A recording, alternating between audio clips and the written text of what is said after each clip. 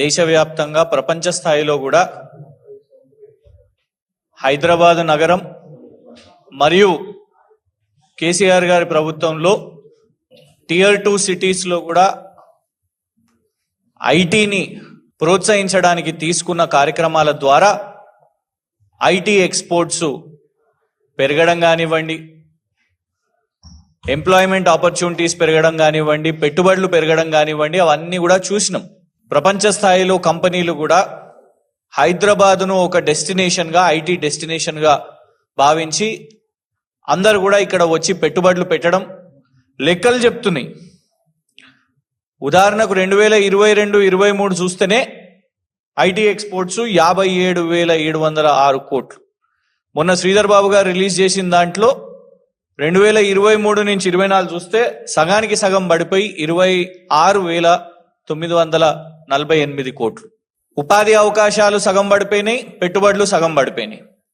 దానికి కారణం ఇవాళ ఉన్న కాంగ్రెస్ ప్రభుత్వం పేరుకి ప్రచారం చేసుకుంటున్నది కానీ వాస్తవాలను దాపెడుతున్నది.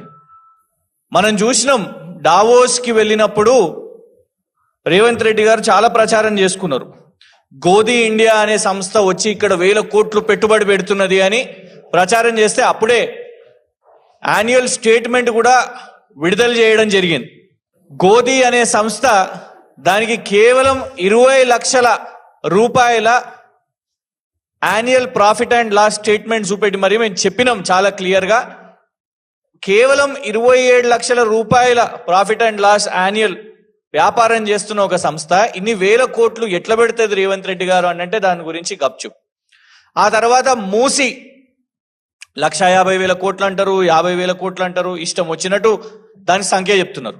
ఆ మూసి విషయం మీద కూడా రేవంత్ రెడ్డి గారు ఇక్కడనే సెక్రటేరియట్ లో మెయిన్ హార్ట్ అనే ఒక సంస్థతోని సమావేశం పెట్టిండ్రు వాళ్లకు మూసి ప్రాజెక్టుని కట్టిపెట్టడానికి.